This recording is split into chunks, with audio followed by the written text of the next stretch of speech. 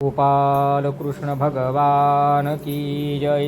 श्रोता वक्तान श्री पांडुरंग समर्थ गोपाल कृष्ण भगवान की जय।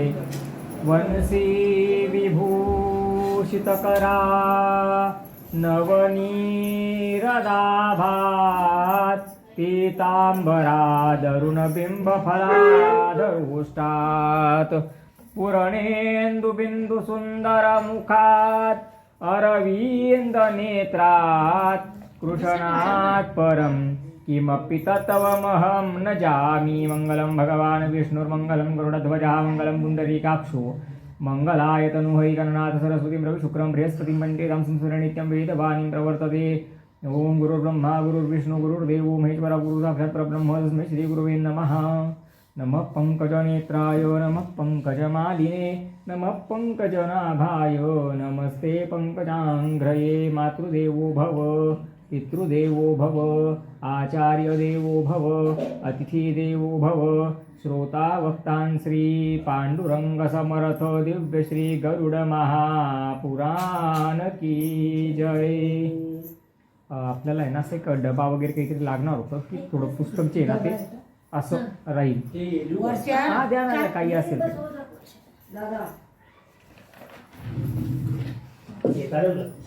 हा देऊन द्या। श्रोते आपण श्रवण करत आहात दिव्यश्री गरुड पुराण। मग गरुड पुराणाचं श्रवण केल्याने काय होतं बरं? गरुड पुराणाचं श्रवण मनुष्याने करायला पाहिजे का बरं? घरात गरुड पुराण लावायला पाहिजे का? असे अनेक प्रश्न मनुष्यांच्या म्हणजे आपल्या सगळ्यांच्या मनामध्ये असतात, बरोबर? त्या सगळ्या प्रश्नांची आपण अगोदर उत्तरं बघून घेऊ आणि मग गरुड पुराणाला सुरुवात करू। तर गरुड पुराण असा हा दिव्य ग्रंथ आहे की कुठल्याही ग्रंथाच्या सुरुवातीला दिव्य हा शब्द लागत।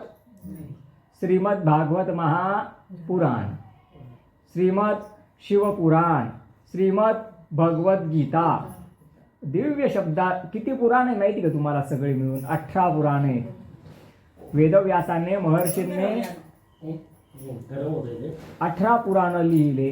दिव्य शब्द कुठल्या पुराणाच्या अगोदर लावावा अशी मनात इच्छा जागृत झाली नाही, पण जेव्हा ज्या वेळेला महर्षींनी गरुड पुराण लिहिलं त्यावेळेस मात्र महर्षींनी गरुड पुराणाला नाव देताना श्रीमद गरुड पुराण किंवा श्री गरुड पुराण असं नाव न देता तिथे आवर्जून त्यांनी शब्द वापरला दिव्य श्री गरुड पुराण। असं काय दिव्य या पुराणामध्ये आहे तर बघा तुम्ही, भागवतामध्ये प्रेताचं जीवन सांगितलंय, प्रेताला मोक्षासाठी उपाय सांगितलेला आहे। धुंदुकारीची कथा आहे, धुंदुकारी भयंकर मोठा प्रेत बनला होता। पण गरुड पुराणामध्ये मृत्यूच्या उपरांत संपूर्ण जीवन जसंच्या तसं सांगितलं गेलेलं आहे की आपण या ठिकाणी देह ठेवल्यानंतर सुद्धा कसं कसं मनुष्याला पुढे मार्गक्रमण करावा लागतो, सुखदुःख भोगावे लागतात, कर्माचे फल भोगावे लागतात, कसा तो यमपुरापर्यंत जातो, यमलोक कसा आहे, ज्या गुप्त गोष्टी कुठल्याही पुराणामध्ये नाही त्या गुप्त गोष्टी या पुराणामध्ये आहेत। म्हणून या पुराणाचं नाव आहे दिव्य। जे दिव्य याच्यात आहे ते दिव्य दुसरीकडे कुठे सापडणार? कितीही शास्त्रांचा अभ्यास करा, जे समाधान गरुड पुराण ऐकून मिळेल, जे ज्ञान गरुड पुराण ऐकून मिळेल ते कुठलंच पुराण ऐकून मनुष्याला प्राप्त होत नाही।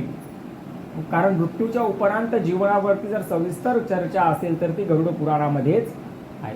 भागवतामध्ये भगवंताची भक्ती कशी करावी, श्रीकृष्णांच्या जीवन लीला वगैरे खूप कथा आहेत। महाभारत आहे, रामायण आहे, भागवत शिवमहापुराण आहे।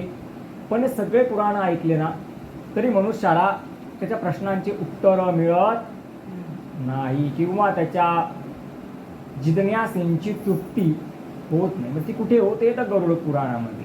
मग गरुड पुराण केव्हा लावावं तर श्रीमद नारायण गरुडजींना सांगताय की गरुड पुराण लावण्यासाठी जेव्हा आपल्या घरामध्ये एखादा वृद्ध व्यक्ती देह ठेवतो तेव्हा त्याचं निमित्त करायचं आणि त्याच्या निमित्ताने गरुड पुराण आपण सगळ्यांनी श्रवण करायचं असतं। जो व्यक्ती देह ठेवून गेलेला आहे तो ऐकायला येत नाही, किंबहुना येणार नाही, किंबहुना तो ऐकू शकत नाही असं तात्पुरतं गृहीत धरायचं आणि आपण स्वतःचं कल्याण त्याच्या माध्यमातून करून घ्यायचं आहे। एकदा देह ठेवल्यानंतर मनुष्याला श्राद्ध आणि श्रद्धांजली यांचा काहीच उपयोग होत नाही. जोपर्यंत देह आहे तोपर्यंतच तुमचे सुकृत कर्म आहेत, पाप पुण्य आहे, चांगलं वाईट कर्म आहे. देह ठेवल्यानंतर गरुड पुराण लावलं, लोक श्रवण करतील, आपल्याला काही ते श्रवण करायला मिळणार नाही. म्हणून हे ज्ञान जे आहे, अमृतासारखं जे ज्ञान आहे, अमृततुल्य जे ज्ञान आहे, अमृततुल्य म्हणण्यापेक्षा अमृताची उपमा ज्या ज्ञानाला दिली गेलेली आहे, ते ज्ञान आम्हाला जिवंतपणे श्रवण करायला मिळालं पाहिजे. मग कोणी वारलं ना की त्याचं निमित्त करायचं आणि त्याच्या निमित्ताने, त्याच्या नावाने, त्याच्या निमित्ताने ते दिव्य गरुड पुराणाचं ज्ञान कोणी श्रवण करायचं असतं आपण मनुष्यांनी. मग का श्रवण करायचं असतं? तर आपल्या जीवनाचं सार्थक होईल या उद्देशाने ते श्रवण. आणि नुसतं श्रवण नसतं करायचं बरं का श्रोतो. तुम्ही 5 दिवस ऐकलं आणि 6व्या दिवशी विसरून गेले. आता गुरुजींनी पहिल्या दिवशी काय सांगितलं, उद्यापर्यंत विसरून गेले. असं विसरण्यासाठी हे ज्ञान नाहीये. हे ज्ञान दोघं कानांचे पडदे आपले मोकळे उघडे करून, ते कानांच्या माध्यमातून श्रवण करून आपल्या मनाच्या मध्ये ते साठवायचे आहेत. जे आपण म्हणतो ना, हे मन भगवंताचं मंदिर आहे. जसं आपल्या मंदिरामध्ये रामरक्षा असते, हनुमान चालीसा असतो, तसं गरुड पुराण सुद्धा आपल्या हृदयामध्ये आपण श्रवण केलेलं साठवायला पाहिजे. जर पुराण श्रवण करून आपल्यामध्ये बदलच होणार नसेल, आपण आहे तसेच वागणार असू, आपल्याला सुधारणा काहीच करायची नसेल, तर पुराण ऐकून आणि न ऐकून काय त्याचा उपयोग झाला? मग कुठली पण कथा आपण जेव्हा ऐकतो ना, तेव्हा ती कथा भगवंताची नुसती ऐकायची नसते, ती कानांच्या माध्यमातून श्रवण करून हृदयामध्ये साठवायची असते आणि त्यानुसार जीवनामध्ये बदल करायचा असतो. तो बदल झाला तरच आपली कथा ऐकलेलं सफल आणि सांगणाऱ्याची कथा सफल. मग गरुड पुराण कुठे लावायचं? तर आपल्या घरामध्ये लावायचं. गरुड पुराण असा ग्रंथ आहे की तो घरामध्ये सूतक काळातच लावला जातो. आणि श्रीमद भागवत पुराण, शिवपुराण या ज्या कथा आहेत, हे जे पुराण आहेत, हे मात्र घरात लावण्यासाठी शास्त्राची अनुमती नाहीये. आपण बऱ्याच वेळेला म्हणतो की गुरुजी आम्हाला घरात भागवताचा पाठ करायचा आहे किंवा शिवपुराणचा पाठ करायचा आहे. आजच्या काळानुसार आपण करतो, पण खरं पाहायला गेलं तर फक्त गरुड पुराण हे असं पुराण आहे की ते घरातच वाचलं गेलं पाहिजे. ते बाहेर वाचायचं नाही आणि बाकीचे पुराण बाहेरच वाचायचे, ते घरात वाचायचे नाही. का माहिती का तुम्हाला? गरुड पुराणाला सूतकाचा दोष नाहीये. गरुड पुराण सूतकातच वाचलं जातं, त्याच्यामुळे गरुड पुराणाला सूतकाचा दोष नाही. पण बाकीच्या पुराणांना सूतकाचा दोष आहे. आपण 5 दिवस 7 दिवस कथा ठेवली आणि कथा चालू असताना जर आपल्या आप्तेष्ट बंधू बांधवांमध्ये एखादा वृद्ध व्यक्तीचं गमन झालं वैकुंठाला, तर मात्र त्या व्यक्तीला काय पडतं? सूतक. मग ज्या घरात सूतक आहे त्या घरात जर बाकीचे 2 दिवस कथा झाली तर पुढची कथा कुठे करणार? प्रश्न उपस्थित झाला ना. मग सूतकात कथा करायची का? नाही. म्हणून बाहेर अंगण म्हटल्यावर ते कोणाचं घर येत नाही. त्याच्यामुळे जर त्या यजमानांना काही कारणाने अडचण उत्पन्न झाली असेल तर ते भले त्या ठिकाणी येणार नाही, ते लांबून ऐकतील, बाकीची व्यवस्था लोक बघतील, पण त्याच्यामध्ये व्यत्यय मात्र येणार नाही. म्हणून गरुड पुराण घरामध्ये आणि बाकीचे पुराण बाहेर. कारण बाकीच्या पुराणांना लोक खूप असतात, गरुडाला एवढे लोक येणार नाही. जेवढे सुटकी आहे तेवढे, बाकीचे आले तर सूतकाचा दोष त्यांना पण लागेल. आणि नियम असा आहे की एकदा सुटकी व्यक्तीचा स्पर्श झाला किंवा त्याच्याकडे मनुष्य गेला की त्याला घरी जाऊन स्नान करायला सांगितले. स्नानाशिवाय शुद्धता नाही. सूतक सुद्धा 2 प्रकारचे, ते आपण पुढे बघूच 13व्या 14व्या अध्यायामध्ये. आता तो विषय नको, पण सूतक सुद्धा किती प्रकारचे? 2 प्रकारचे सूतक आहेत. गरुड पुराणामध्ये श्रीमंत नारायण गरुडजींना सांगतायत की जर आपलं घर स्मशानाच्या जवळ असेल, की आपल्या घरावरनं रोज 1, 2, 4 प्रेत यात्रा, अंत्ययात्रा स्मशानाच्या मार्गाने जात आहेत आणि आपलं घर त्या मार्गात येतंय, तर अंत्ययात्रा घरावरनं गेल्यानंतर घरातल्या लोकांनी, स्त्री पुरुषांनी स्नान करून शुद्ध व्हायला पाहिजे. घरामध्ये गोमित्र शिंपडायला पाहिजे, प्रोक्षण करायला पाहिजे. त्याशिवाय त्या दोषाची निवृत्ती होत नसते. व तुम्ही म्हणणार गुरुजी आजच्या काळात असे नियम कोण पाळतं? तर 100 लोकांमध्ये 2 लोक 5 लोक असे असतात जे काटेकोरपणे नियम पाळतात. तर असे सुद्धा नियम शास्त्राने लावून दिलेले आहेत. तर गरुड पुराणाचं श्रवण, मग गरुड पुराणाचं श्रवण करणाऱ्या मनुष्याच्या सगळ्या मनोकामना परिपूर्ण होतात. तो मनुष्य सदशील बनतो, तो मनुष्य ज्ञानशील बनतो, तो मनुष्य पापरहित बनतो, म्हणजे पुण्यवान बनतो. त्याला विजय प्राप्त होतो, यश प्राप्त होतं, धन प्राप्त होतं, ज्ञान प्राप्त होतं, बुद्धिमत्ता प्राप्त होते, विवेक प्राप्त होतो. आणि ज्या ज्या कोणाच्या ज्या ज्या मनोकामना असतील ना, त्या मनोकामना श्रीमंत नारायणांच्या कृपेने, गरुडजींच्या कृपेने परिपूर्ण होतात. अरे ज्याप्रमाणे सगळ्या नद्यांमध्ये श्रेष्ठ नदी कोणती बरं, तर गंगा. सगळ्यात श्रेष्ठ नदी कोणती आहे, गंगा नदी सगळ्यात श्रेष्ठ आहे. त्याचप्रमाणे देवांमध्ये सगळ्यात श्रेष्ठ कोण सांगितले, भगवान नारायण सगळ्यात श्रेष्ठ सांगितलेले आहेत. सगळ्या प्रकारच्या शस्त्रास्त्रांमध्ये सगळ्यात श्रेष्ठ अस्त्र कोणतं सांगितले, सुदर्शन अस्त्र. सुदर्शनासारखंच दिव्य अस्त्र नाही. आणि सगळ्या व्रतांमध्ये सगळ्यात श्रेष्ठ व्रत सांगितलंय. कोणतं व्रत सांगितलंय, हरतालिका. त्याचप्रमाणे 18 पुराणांमध्ये सगळ्यात श्रेष्ठ आणि दिव्य असं पुराण जर कोणतं असेल तर ते फक्त एकच पुराण आहे. त्याचं नाव आहे गरुड पुराण, ज्याचं श्रवण आपण आजच्या दिवसाला करतोय. तर श्रोतेहो, तुमच्या अनेक प्रश्नांचे उत्तर मी या ठिकाणी दिले. गरुड पुराणाचं श्रवण केल्याने काय मनुष्याला काय काय गोष्टी प्राप्त होतात हे सगळं आपण बघितलं. आता आपण बघू गरुड पुराणाचा अध्याय पहिला, की मृत्यूनंतरचं जग हे कसं असतं. बघा, श्रीमन नारायणांना एका वृक्षाची उपमा दिली गेलेली आहे. म्हणजे वृक्षाला कसं पानं असतात, फुलं असतात, फळं असतात, खोड असतं, फांद्या असतात, त्याप्रमाणे हा कल्पवृक्ष रूपी मधुसूदन कल्पवृक्ष रूपी जो भगवंत आहे, त्या चराचर जगाचं पालन करणाऱ्या, सगळ्यांचं रक्षण करणाऱ्या परमपिता परमात्म्याला आपण सगळे मिळून एकदा वंदन करूया. गरुड नारायण भगवान की जय. एकदा देवक्षेत्र नैमिषारण्यामध्ये शौनकादी ऋषी बसलेले असताना त्या वेळेला श्रीमन नारायणांना गरुडजींनी श्रीमन नारायणांना विचारलं की प्रभू, तुमच्या कृपेने, तुमच्या आशीर्वादाने मला सगळ्या शास्त्रांचं ज्ञान आहे, सगळ्या लोकांचं ज्ञान आहे.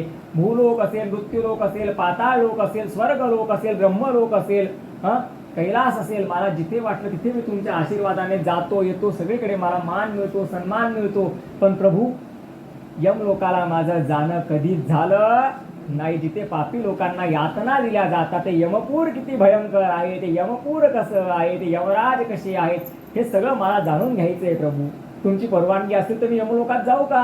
प्रभू म्हटले, अजिबात जायचं नाही. कारण जेव्हा धर्मात्मा आणि पुण्यात्मा व्यक्ती यमलोकात थोडा वेळ जरी जातो तरी त्याच्या पुण्याच्या प्रतापाने त्या पापी जीवांना ज्या यातना दिल्या जातात त्यांना त्या यातना होतच नाही. म्हणून श्रीमन नारायणांनी गरुडजींना सांगितलं, या सगळ्या प्रश्नांचे उत्तर वैकुंठात बसल्या बसल्या मी तुला देतो, पण तू मात्र तिकडे जाऊ नको. कारण गरुडजी धर्मात्मा आहे, पुण्यात्मा आहे, पुण्याचा प्रताप आहे. गरुडजी जर त्या ठिकाणी गेले, त्या पापी जीवांना किती यातना दिल्या त्यांना यातना होणार नाही. दशरथ राजे माहिती सगळ्यांना, प्रभू रामचंद्रांचे पिताश्री, गो हत्येचं पातक, श्रावण बाळाच्या हत्येचं पातक, अनावधानाने पातक लागले होते म्हणून काही कालावधीसाठी नरकात जावं लागलं. ते पापी जीव इतके आनंदी झाले, उकळत्या तेलाच्या कढईत टाकलं तर उड्या मारायचे, त्यांना त्रासच होत नव्हता, यातनाच होत नव्हत्या.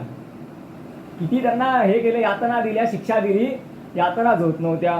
दशरथ राजे म्हटले, जर माझ्यामुळे एवढे जीव सुखी होत असतील तर मी नरकात राहायला तयार आहे. पण त्यांना यमराजांनी सांगितलं की तुम्ही नरकात राहून उपयोग नाही, तुम्ही नरकात राहिले तर आमचा जो प्रक्रिया आहे यांना दंड देण्याची ती प्रक्रिया खंड पडेल. त्यांना शिक्षा देऊन जर यातनाच होत नाही, मी शिक्षा देण्याचा अर्थ काय उरला.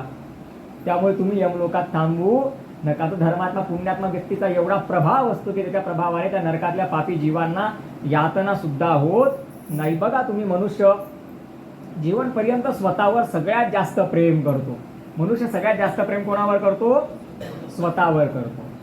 आणि अंतिम काळामध्ये आपल्याला म्हणजे मनुष्यांना आपलं शरीर या भूतलावर सोडूनच जावं लागतं. एखाद्याला अंत्ययात्रेला घेऊन जायचं म्हटलं की 50-100 लोक त्याच्या मागे चालतात, रामनाम सत्य आहे, रामनाम सत्य आहे. पण जीवनभरामध्ये मनुष्याला हे कळत नाही की रामनाम सत्य आहे. जर ते कळालं असतं तर दिवसभरातला पुष्कळसा वेळ वाया घालवण्यापेक्षा आपण रामनामाचं स्मरण केलं नसतं का. पण मनुष्याला ही छोटी गोष्ट कधी लक्षात येत नाही. तुलसीदासजी माहिती आहे सगळ्यांना, ज्यांनी रामायण लिहिलं, वाल्मिकींचा पुढचा अवतार.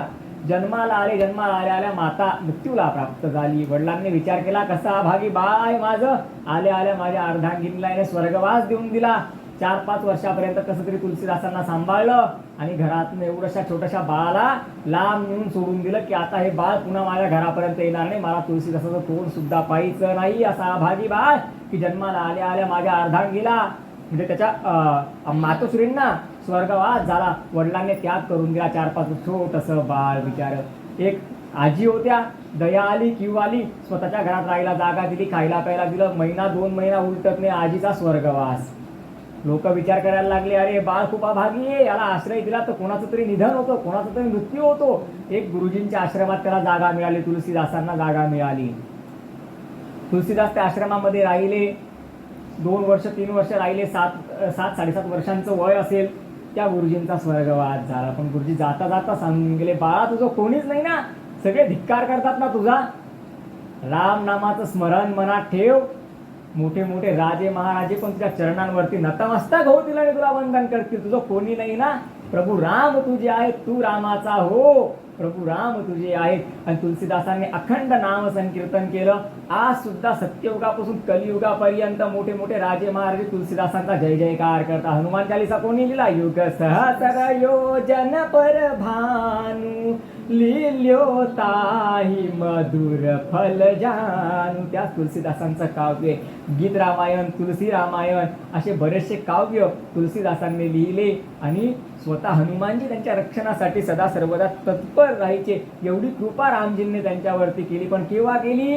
जेव्हा भगवंताचं स्मरण, त्यांनी भगवंत म्हणतो माझं स्मरण जो भक्त ठेवतो ना त्याला मी कधीच विसरत नाही. म्हणून भगवंताचं नाम मनुष्याने घेतलं पाहिजे. रामनाम सत्य आहे हे मनुष्याला जीवनपर्यंत कळत नाही. म्हणून मनुष्य पुनरपि जननम पुनरपि मरणम. अरे पुनरपि जननी जठरे शयन. पुन्हा पुन्हा जन्माला येतो, पुन्हा पुन्हा मृत्यूला प्राप्त होतो. आणि श्रोत्यो, तुम्हाला काय वाटतं? मृत्यू म्हणजे खूप आनंददायक आहे का? तो भयंकर वेदनादायक आहे. कसा भयंकर वेदनादायक आहे मला सांगा. डॉक्टरकडे आपण गेलो आणि डॉक्टर म्हटला तुम्हाला इंजेक्शन घ्यावं लागेल. आपण एकाएकी इंजेक्शन घ्यायला तयार होतो का? आपलं पहिलं वाक्य काय असतं? डॉक्टर साहेब इंजेक्शन नको. इंजेक्शन घ्यायला सुद्धा आपण तयार होत नाही. तिथे सुद्धा आपल्याला काय वाटते?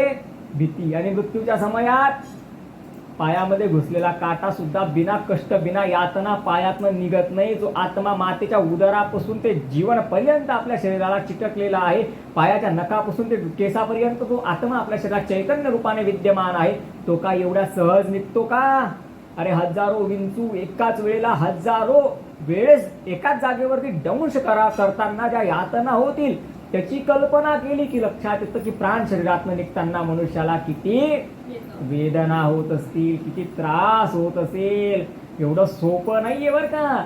जन्म सुद्धा सोपा नाहीये आणि मृत्यू सुद्धा सोपा नाहीये. म्हणून भज गोविंदम भज गोविंदम भज गोविंद मूढ मते. म्हणून मूढ बुद्धी प्राण्यांनो रिकाम्या वेळात त्या भगवंताचं स्मरण करत राहा. बघा, तुम्ही जर नियम केला मी 12 माळा करेल आणि 10 माळ, तुमच्याकडे एक सुद्धा माळ होणार.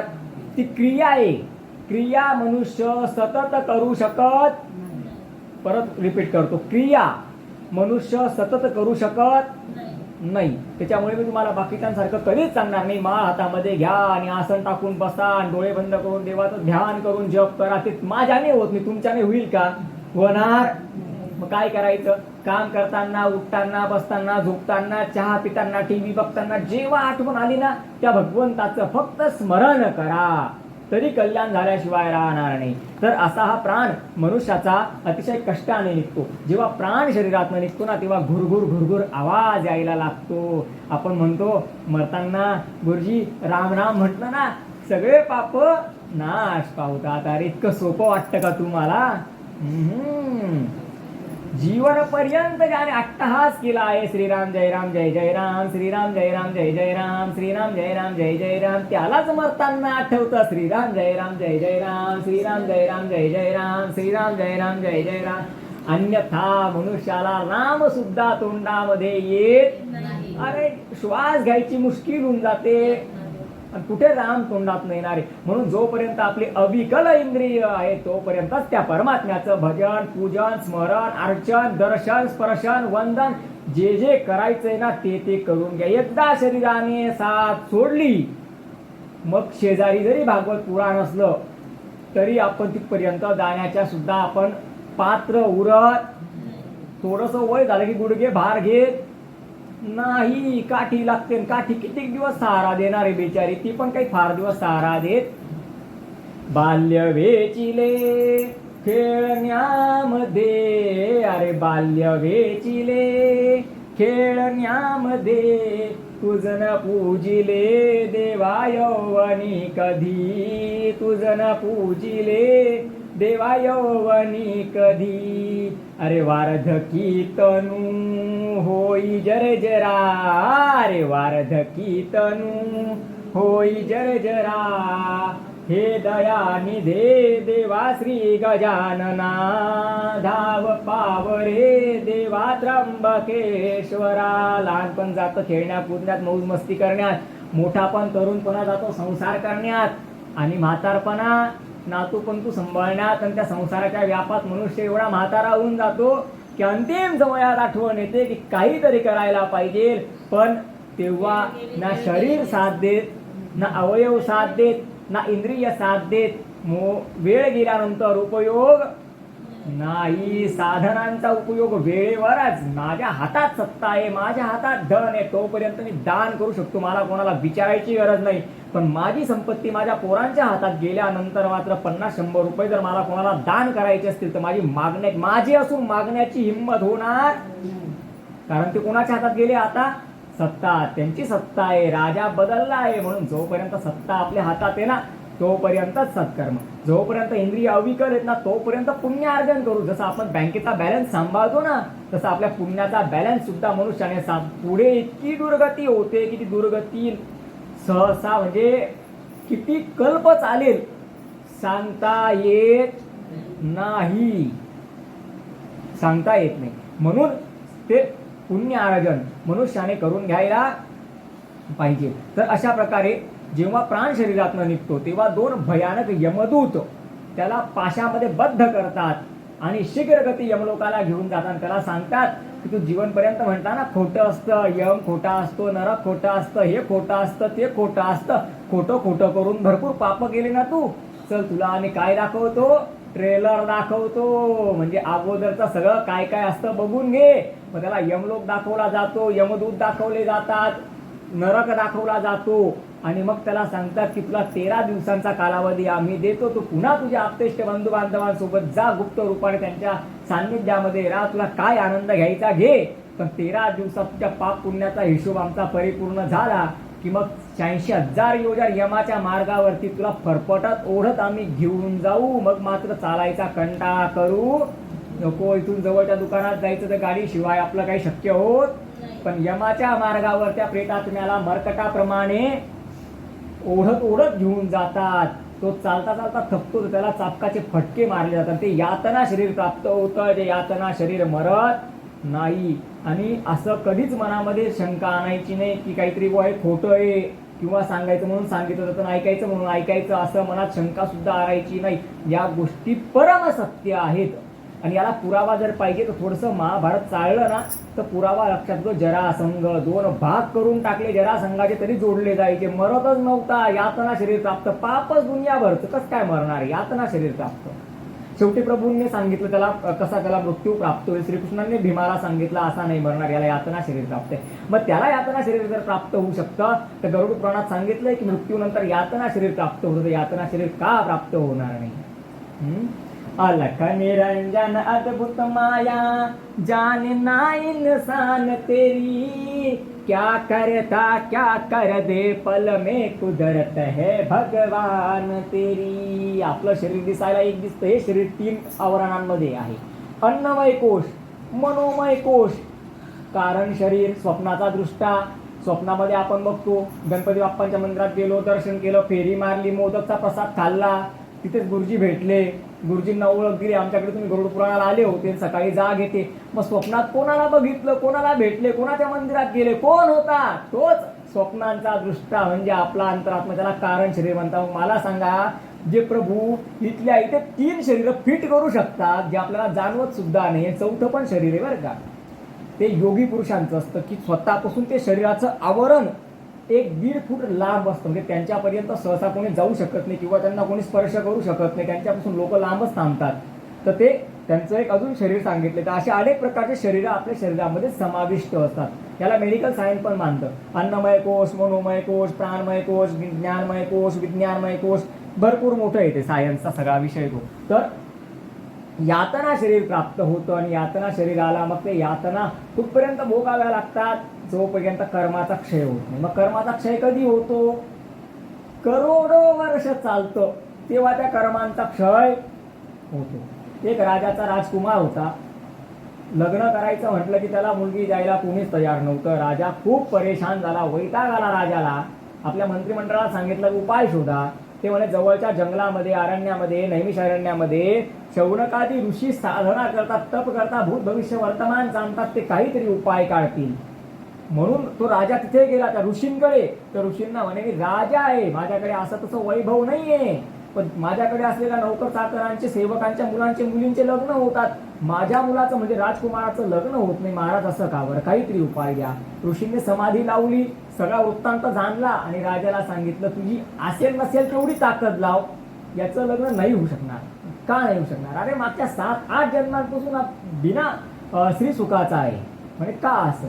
म्हणे याला उत्तम पत्नी प्राप्त झाली होती, पण तिचा आदर केला नाही, याना म्हणजे अतिशय तिचा याने खूप छळ केला, तिचा शाप याला लागलेला आहे. म्हणे तो शाप भोगण्यासाठी हा कितीतरी कल्प नरकात सुद्धा राहून आलेला आहे, नरकातनं पुन्हा जन्माला आला तरी तो शाप परिपूर्ण होत नाही. राजा म्हणे अजून याचं काही कर्म चांगलं म्हणून तुझा पुत्र आहे, याचं सुकृत पण आहे, पण याचा कर्माचा क्षय अजून व्हायचा बाकी आहे. तर जोपर्यंत कर्माचा क्षय होत नाही ना तोपर्यंत मनुष्य सुखी होऊ शकत नाही. आणि जी गोष्ट भगवंताने प्रारब्धात दिली नसेल ती गोष्ट मनुष्य प्राप्त करू शकत. जे जे असेल दैवात ते ते श्रोते घडून येत. जे जे दैवात असेल ते ते मात्र श्रोते हो घडून येतो. म्हणून ते यातना शरीराला घेऊन तो जो जीवात्मा आहे तो 86,000 योजनांचा प्रवास त्या ठिकाणी करतो. आणि प्रवास करताना रोज किती चालावं लागतं? 247 योजन इतकं अंतर रोज चालावं लागतं. मार्गात 16 प्रकारचे नगर लागतात. कोणते कोणते बरं बघा. सौम्यपूर पहिलं कोणतं लागतं? सौम्यपूर. दुसरं कोणतं लागतं? सौरीपूर. तिसरं नरेंद्र भवन आणि चौथं गंधर्वपूर. हे 4 नगर लागतात. नंतर पुढचे 4 सांगतो. शैलागम, क्रौंच, क्रूर, विचित्र भवर, बहुभीतीपूर, दुःखदपूर आणि 11वं नानाकरंदपूर. नंतर सुतप्त भवन, रौद्रपूर, पयोदर्शन हे 14वं पयोदर्शन. शीताड्यपूर आणि बहुभीतीपूर 15 आणि 16. शीताड्यपूर आणि बहुभीतीपूर. आणि बहुभीतीपुराच्या पुढे कोणतं पूर आहे? यमपूर.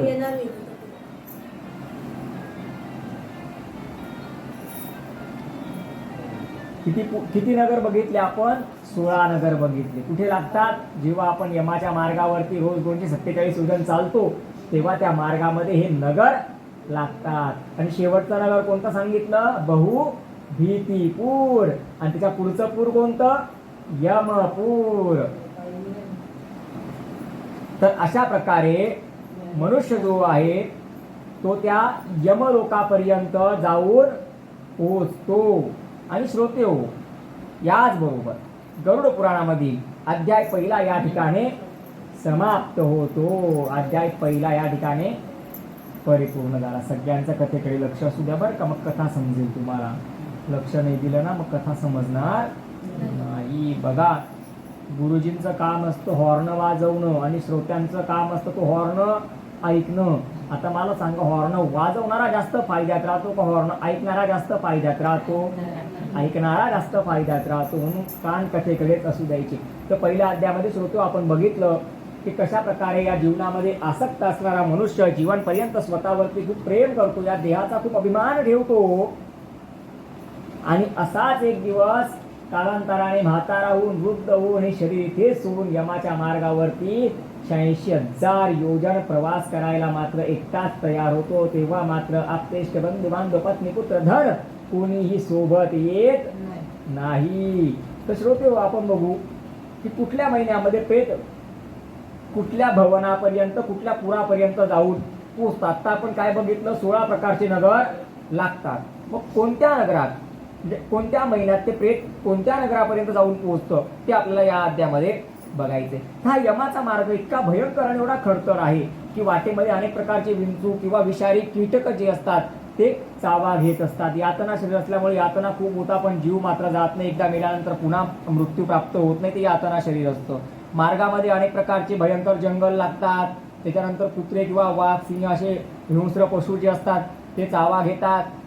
कावळे, घुबड, गिधाडे आपल्या तीक्ष्ण चोचीने त्याचं मांस अवयव जे असतात ते काय करतात, उरबरून खातात. असा तो यमाचा मार्ग श्रोते हो खूप दुःखदायक आहे. जर आपल्याला या मार्गावर जायचं नसेल ना, तर एकच उपाय आहे, तो म्हणजे भगवंताची भक्ती. भगवंताचे भक्त या इतक्या दुर्गम मार्गावर चालत नाही. म्हणून आपल्या जीवनातला वेळ हा थोडा का होईना भगवंतासाठी, सत्कर्मासाठी आपण द्यायला पाहिजे. नाहीतर आपण खूप मोठे अपराधी बनतो. कारण हे शरीर अनमोल आहे. भगवंताने आपल्याला फ्री ऑफ कॉस्ट दिलेलं आहे, आणि तरी पण आपण त्याचं नाम संकीर्तन करणार नाही, तरी पण आपण भक्ती करणार नाही, तर आपण का पापाची भागी बनणार नाही. पाप करणं म्हणजे एखाद्याला बंदुकीने गोळीच मारणं किंवा एखाद्याला काहीतरी शस्त्रच मारणं असं होत नाही. आपण म्हणतो मी काय पाप केलं, मी तर काहीच पाप केलं नाही. तू काहीच पाप केलं नाही मान्य आहे, पण तू भगवंताची भक्ती केली नाही म्हणूनच तू खूप पापी आहे. का पापी आहे? भगवंताची भक्ती केली नाही म्हणून तू पापी आहे. अरे एवढे सुंदर नेत्र त्या भगवंताने दिले, कधी वाटलं नाही जाऊन त्याचं दर्शन करावं? कधी वाटलं नाही मस्तक त्या भगवंताच्या चरणावरती नतमस्तक करावं? कधी वाटलं नाही जिभेने भगवंताचं नाव घ्यावं? कधी वाटलं नाही आपल्या कानाने भगवंताची कथा श्रवण करावी? मग नाही ना वाटलं, म्हणूनच तू कोण आहेस? पापी आहे. असं ते यमदूत त्या जीवात्म्यांना सांगत असतात, जे मी तुम्हाला सांगितलं. मग पुण्य कसं करायचं? पाप तर आपण करत नाही, हा आपला चांगली बाजू आहे, हा प्लस पॉइंट आहे. पण याचा अर्थ असा नाही की आपलं पुण्य वाढतंय. मग ते पुण्य कसं वाढतं? भगवंताच्या नामाने, भगवंताच्या कथेने, भगवंताच्या स्मरणाने. म्हणजे भगवंताचे आपण भक्त बनलो. या जन्मात जर आपण भक्ती केली तर मृत्यूच्या उपरांत आपली ही दुर्गती होत नाही. हे माझा सांगण्याचा उद्देश तुम्ही समजून. कुठे कुठे त्यांच्या अंगावरती तप्त पाण्याचा, अंगाऱ्याचा पाऊस पडतो, कुठे कुठे बर्फाचा पाऊस, कुठे कुठे दगडांचा सुद्धा पाऊस पडतो, कुठे कुठे आपण ज्याला ऍसिड म्हणतो ना त्याचा सुद्धा पाऊस पडतो. एवढा हा यमाचा मार्ग अतिशय भयंकर आहे. आणि याला पुरावा किंवा प्रमाण नुसतं गरुड पुराण नाही, तर आजचं सायन्स सुद्धा आहे. जर तुम्ही सायन्सचा अभ्यास केला तर अशा अंतरिक्षामध्ये ग्रह आहेत की जसं की आता व्हेनसमध्ये शुक्र, तर शुक्र ग्रहावरती कायम सल्फास नावाच्या म्हणजे जे विषारी ऍसिड सांगितलं गेलेलं आहे त्याचा पाऊस पडत असतो. कुठल्या ग्रहावरती? शुक्र ग्रहावरती. ज्युपिटरवरती दगडांचा पाऊस पडतो. त्याच्यानंतर अजून तुम्हाला सांगतो, नेपच्यून जो आहे ना त्याच्यावरती कायम गरम पाण्याचा पाऊस पडत असतो, की तिथलं पाणी खूप गरम असतं. तर या गोष्टी असत्य असं बिलकुल नाही. याला विज्ञानाने सुद्धा या गोष्टी पुराव्याने सिद्ध केलेल्या आहेत. मोठ्या मोठ्या शास्त्रज्ञांनी याच्यावरती संशोधन केलेलं आहे. तर ते श्रीमंत नारायणांनी गरुडजींना सांगितलंय ना, ते आजच्या काळात पण जसंच्या तसं खरं उतरत आहे. पुढे वैतरणा नदीचं वर्णन येणार आहे, बरोबर. अमेरिकेमध्ये दक्षिण ध्रुवापासून पुढे गेले की रेड रिव्हर्स नावाची नदी लागते. ती जितो जशीच्या तशी वैतरणा नदीची सेम कॉफी डुप्लिकेट सॅम्पल दाखवायला आपल्याला खोटं वाटतं म्हणून. म्हणजे मृत्यू लोकात आहे तर पुढे का नसणारे. अनेक ठिकाणी गरम पाण्याचे झरे आपल्या इथे महाराष्ट्रामध्ये आहेत, अनेक ठिकाणी त्र्यंबकेश्वरला पण आहे. तर या गोष्टी खोट्या आहे असं अजिबात नाही. तर गरम पाण्याचा वर्षाव होतो, अनेक प्रकारे यातना दिल्या जातात, मध्ये अनेक प्रकारचे जंगल सुद्धा लागतात. आणि ही जी वैतरणा नदी मी तुम्हाला सांगितली, तिचे तट जे आहे ते हाडांनी, मांसांनी, केसांनी भरलेले आहे. तिच्यामध्ये पाणी नाहीये, रुधिर म्हणजे रक्त आहे जे पापी जीवांना बघून उकळतं. तिच्यामध्ये नाना प्रकारचे मासे, सर्प असं अनेक आहे, अनेक विंचू वगैरे आहेत. आणि अशी विशाल काय नदी त्या पापी जीवांना त्या नदीमध्ये सोडलं जातं आणि ओढून फरफटत जबरदस्तीने त्यांच्याकडनं ती नदी पार केली जाते. मग जो गायीची सेवा करतो, गायीला रोज पोळी देतो, गायीला रोज पाणी देतो, त्याला मात्र त्या ठिकाणी धेनूच्या पाठीवर बसवलं जातं किंवा धेनुरूपी नौकेमध्ये बसवून त्याच्याकडनं ती नदी ही पार केली जाते.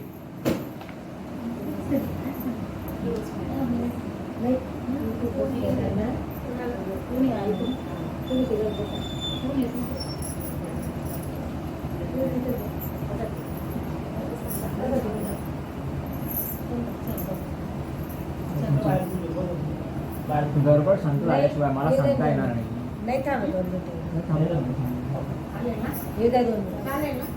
हा भेटायला आली का?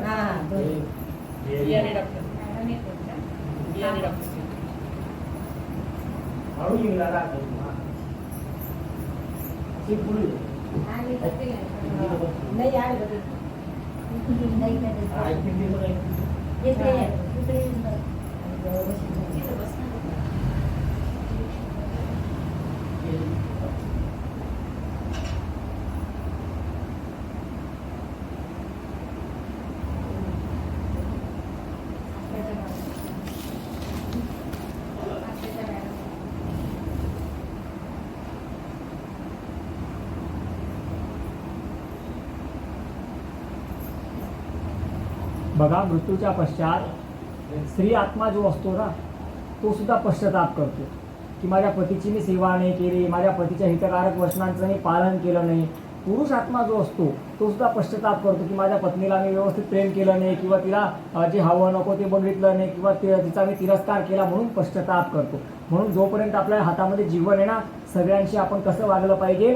प्रेमाने वागलं पाहिजे, सगळ्यांशी आपण चांगलं वागलं पाहिजे, सगळ्यांना जीव लावला पाहिजे, सगळ्यांची काळजी केली पाहिजे. म्हणजे मृत्यूच्या पश्चात आपला आत्मा पश्चाताप करत नाही.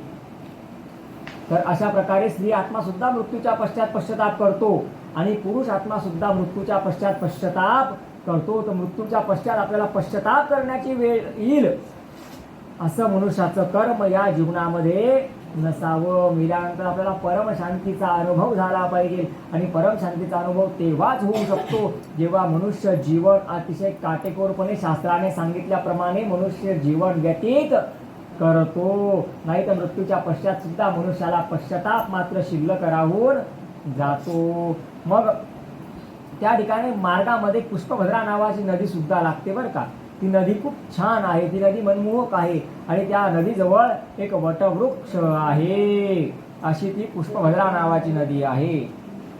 नंतर तो जीवात्मा आणि अशा प्रकारे मार्गामध्ये तो उठत पडत चालत, त्याला जबरदस्तीने ओढत तो मार्ग चालायला लावतात, तेव्हा मात्र तो त्या ठिकाणी सौरीपूर नावाच्या नगराला प्रस्थान करतो. एवढं सगळं भोगल्यानंतर 247 योजनांचं अंतर पूर्ण केल्यानंतर सगळ्यात पहिले कुठे जाऊन पोहोचतो? तो सौम्यपुराला जाऊन पोहोचतो.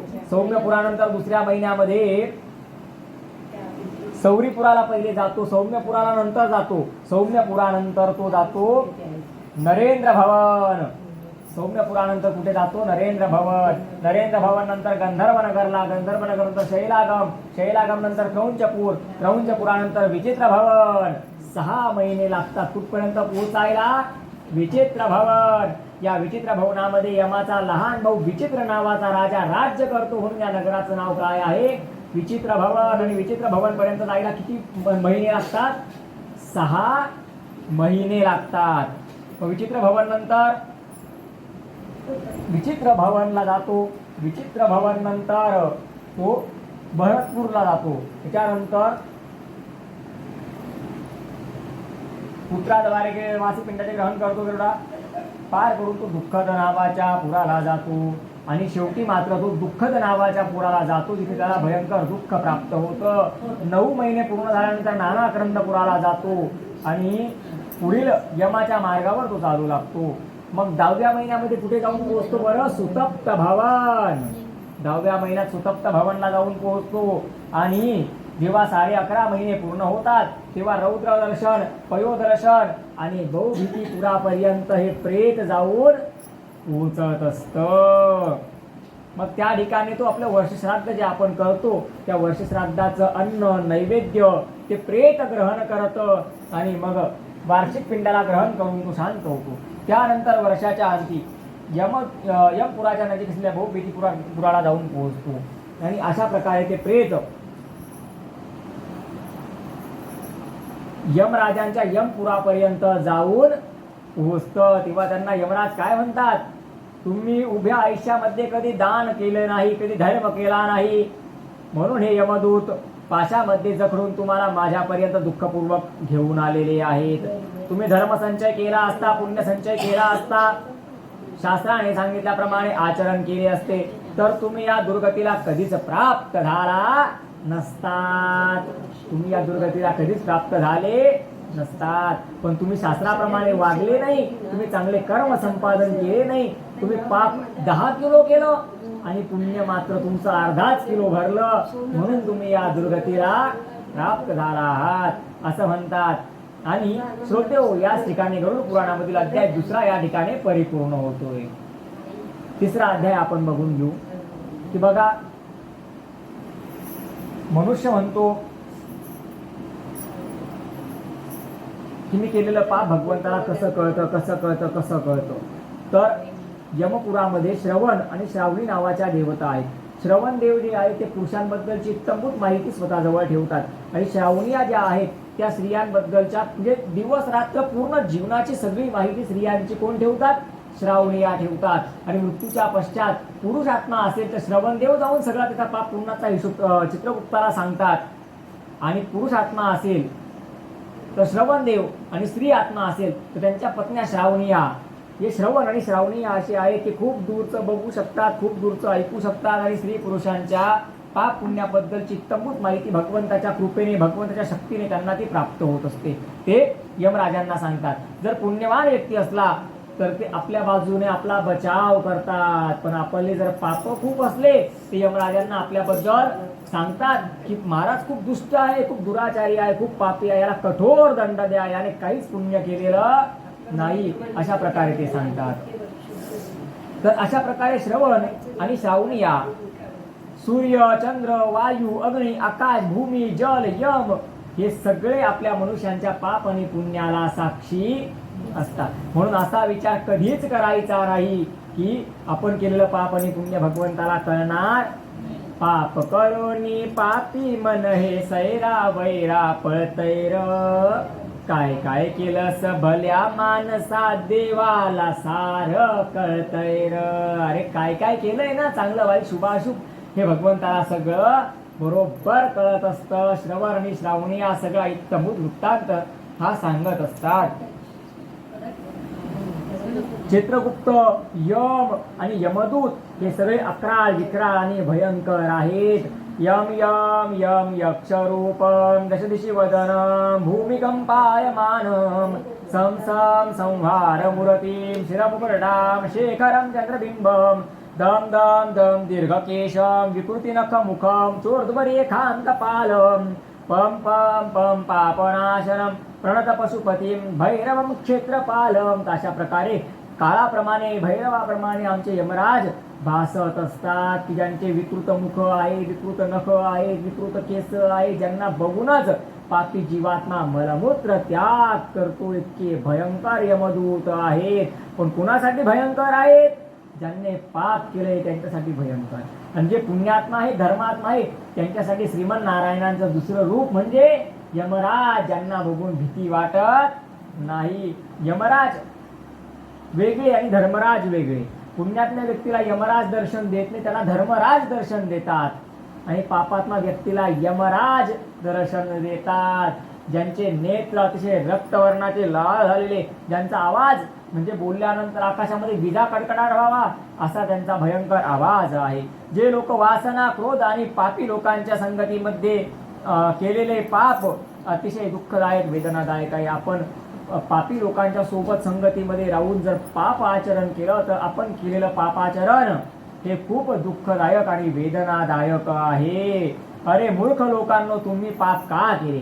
यमराज ओरडतात, अरे मूर्ख लोकांनो, तुम्ही पाप का केले म्हणून विचारणा करता. तुम्ही का पुण्य केलं नाही, का तुम्ही दुःखाला प्राप्त झाले? तुमच्या दुःखाचं कारण आम्ही नाहीये, तुमच्या दुःखाचं कारण तुम्ही केलेलं पाप आहे. हे यमराज त्यांना सांगतात. तुम्ही केलेली अनेक पापे तुमच्या दुःखाचे कारण आहेत. तुम्ही केलेले अनेक पाप तुमच्या दुःखाचं कारण आहेत. मूर्ख असो वा विद्वान, गरीब असो वा श्रीमंत, बलवान असो वा दुर्बल, यमराजांच्या यमनगरामध्ये, धर्मराजांच्या धर्मराजपुरामध्ये सगळ्यांना समान न्याय मिळतो. कोणावरती अन्याय होत नाही. धर्मराज हे त्या पाप्यांना चोरासारखी गतीने बसलेले पाहतो. आणि अशा प्रकारचे पापी जीवात्मा ज्यावेळेला त्या यमलोकात जातात, यमराज त्यांना रागवतात, बोलतात, ओरडतात की तुम्ही का पुण्य केलं नाही, तेव्हा एखादा चोर पोलिसांच्या ताब्यात सापडावा तसे हे सगळे थरथर कापत तिथे बसलेले असतात, दयेची कामना करत, दयेची याचना करत. पण यमराज मात्र त्या पापी जीवांवरती अजिबात दया करत नाही. ते म्हणतात, तुम्ही त्या भगवंताच्या नावाचा आश्रय का घेतला नाही? असं म्हणून त्यांना म्हणजे त्या पापी जीवांना लोखंडी काठ्या, भाले, गदा, मुसळ यांच्याद्वारे खूप मारलं जातं यमपुरामध्ये. आणि मार्गक्रमण करत असताना 86,000 योजन चालत असताना वैतरणा नदीमध्ये बुडवलं जातं. नाना प्रकारच्या यातना भोगाव्या लागतात. त्या हिशोबात धरल्या जात नाही. शिक्षेचा अंमल चालू होतो जेव्हा यमराजांचा निर्णय येतो तेव्हापासून बाकीच्या हिशोबात धरल्या जात. एखादा चोर असतो, तो पकडल्यानंतर पोलीस वाले त्याला तिथे पण शिक्षा करतात, त्याला रस्त्यामध्ये पण मारत झोडत तुरुंगापर्यंत घेऊन जातात. परत तुरुंगात न्यायालयीन कोठडी असते, तिथे पण त्याला मारलं जातं. शिक्षा कमी होते का? जज सांगेल ती शिक्षा मान्य, बाकी शिक्षा हिशोबात धरली जात नाही. त्याचप्रमाणे भगवान श्रीहरी देव आहेत, ते गुन्हेगारांना क्षमा करण्यास समर्थ आहेत. भगवान श्रीहरी देव जरी असले, भगवंत जरी असले तरी ते मात्र पापी जीवात्म्यांना क्षमा करायला असमर्थ आहेत. शेवटी या सृष्टीची न्याय व्यवस्था भगवंताला बघावीच लागते. आपण पण म्हणतो ना, गुरुजी इथे न्याय झाला नाही, पण देवाला डोळे, भगवंताकडे दे रे गुरुजी, पण भगवंताकडे अंधेर नाही. आज नाही तो उद्या, पण परमेश्वर न्याय करेल. आणि जेव्हा परमेश्वर न्याय करतो ना महाराज, तेव्हा परमेश्वराचे न्याय असेच कठोर असतात. लोण्यापेक्षा मऊपरी वज्रापेक्षा कठोर, लोखंडापेक्षा पोलादापेक्षा मजबूत कोणी असेल तर प्रभू आहेत. आणि लोण्यापेक्षा सुद्धा मऊ जर कोणी असेल तर तो करुणानिधी भगवंत आहे. न जाने कौन से गुण पर दया निधि रीझ जाते हैं, दया निधि रीझ जाते हैं, दया निधि रीझ जाते हैं. अजामेळ सगळ्यांना माहिती किती पापी होता, पण शेवटी मृत्यूच्या समयात आपल्या पुत्राचं नाव नारायण होतं. त्याला नारायण नारायण म्हणून आवाज दिला. प्रभूंनी कृपा केली, अजामेळाचा उद्धार केला. भगवंत करुणानिधी आहेत, कृपानिधी आहेत, ते लोण्यापेक्षा मऊ आहेत. पण मनुष्याने थोडं तरी त्यांची भक्ती मार्ग करायला पाहिजे, थोडा तरी भक्ती मार्गावरती मनुष्य चालायला पाहिजे, तर भगवंत लोण्यापेक्षा मऊ आहेत. अन्यथा पापी जीवांसाठी तर भगवंत जे आहे ते वज्रापेक्षा सुद्धा कठोर आहेत. श्रोते हो, आपण 21 प्रकारचे नरक आता बघणार आहोत. 21 प्रकारचे नरक बरं का, सगळ्यांनी लक्ष द्या बरं का. 21 प्रकारचे नरक मोजू आपण.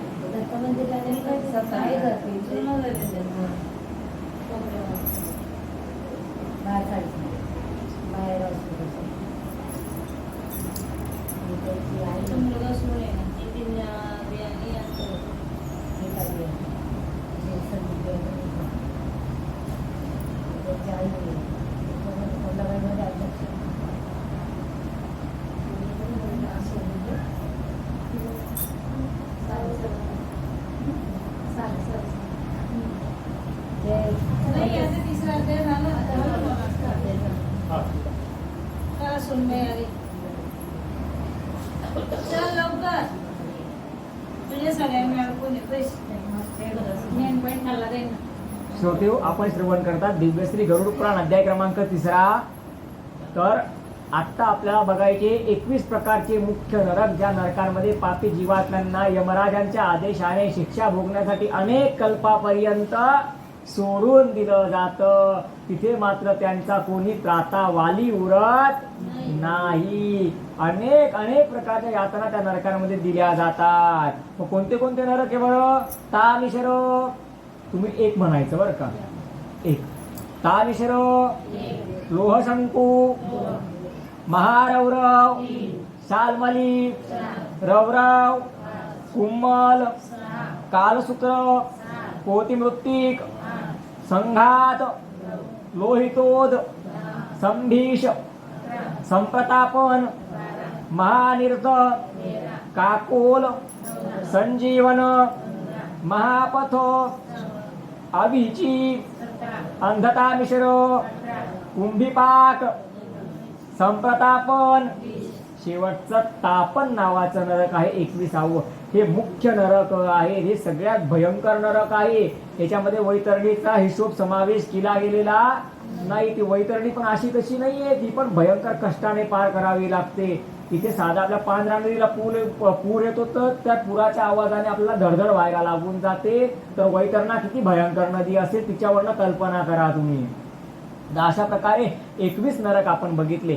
जे जे स्त्री पुरुष या कलियुगामध्ये पाप करतात, भगवंताच्या नावाचा आश्रय घेत नाही, ते अशा प्रकारच्या नरकांमध्ये जातात आणि हजारो वर्ष त्या नरकांच्या यातना भोगतात. म्हणून तुलसीदासजी सांगतात, तुलसी रामायणामध्ये तुलसीदासजी म्हणतात, कलियुग केवल नाम आधारा, कलियुग केवल नाम आधारा, सुमिरहु सुमिरहु नर उतरही पारा, रे सुमिरहु सुमिरहु नर उतरही पारा. एकदा राजा परीक्षितीने कलीला पकडलं होतं आणि आपली तलवार काढली, त्या कलीच्या मस्तकावर म्हणजे मानेवर ठेवली आणि त्या कलीला सांगितलं की माझ्या राज्यात एवढा दुराचार, एवढा भ्रष्टाचार, एवढा पापाचार सहन करणार नाही. मी तुला आत्ताच काय करतो, संपवतो, ठार मारतो. कली शरण गेला. कलीने सांगितलं, प्रभू माझ्यामध्ये लाख दुर्गुण आहे, लाख वाईट गुण आहेत, पण माझा एक गुण चांगला आहे प्रभू. म्हणजे काय? म्हणजे बघा, सत्ययुगामध्ये तप करावं लागायचं, द्वापारामध्ये दान पुण्य करावं लागायचं, त्रेतामध्ये यज्ञ करावे लागायचे, पण कलियुगामध्ये माझं राज्य आहे. माझ्या राज्यामध्ये नुसतं भगवंताचं नाम जरी घेतलं तरी काही न करता मनुष्य मोक्षाला प्राप्त होऊ शकतो, भगवत धामाला प्राप्त होऊ शकतो, सगळ्या प्रकारच्या पापांमधून मुक्त होऊ शकतो. हा माझा एक चांगला गुण बघून मला तुम्ही क्षमा करायला पाहिजे. आणि राजा परीक्षितीला त्याचं बोलणं पटलं, म्हणून राजा परीक्षितीने कलियुगाला क्षमा केली. कलियुगामध्ये नाना प्रकारचे वाईट गुण आहे, पण कलियुगाचा एक गुण खूप चांगला आहे. कोणता गुण चांगला आहे? कलियुग केवल नाम आधारा, कलियुग केवल नाम आधारा, सुमिरहु सुमिरहु नर उतरही पारा. म्हणून रिकाम्या वेळामध्ये भगवंताचं स्मरण, भगवंताचं पूजन, एक लोटा रोज महादेवांना जल, आणि नियम आहे ना मोडायचा नाही, सातत्य ठेवायचं. छोटासा नियम करायचा पण सातत्य ठेवायचं. खूप मोठा नियम केला, सातत्य राहिलं नाही उपयोग. साधना, एक तर साधना रोज करा, साधनेमध्ये सातत्य ठेवा, तेव्हा साक्षात्कार घडल्याशिवाय राहत नाही. आपल्याला साधना करायला नको, साधनेमध्ये सातत्य ठेवायला नको, आणि आपल्याला पाहिजे साक्षात्कार. कसा होईल? जन्मोजन्मी आम्ही बहु पुण्य केले, तेव्हा विठ्ठले कृपा केली. अरे जन्मोजन्मांतरीचं पुण्य जेव्हा आडवं येतं ना, तेव्हा प्रभूंची कृपा प्राप्त होते. चला ठीक आहे. श्रीमन्नारायण भगवान की जय. गरुड महापुराण की जय. परत सगळ्यांनी माझ्यासोबत नामसंकीर्तन करायचंय.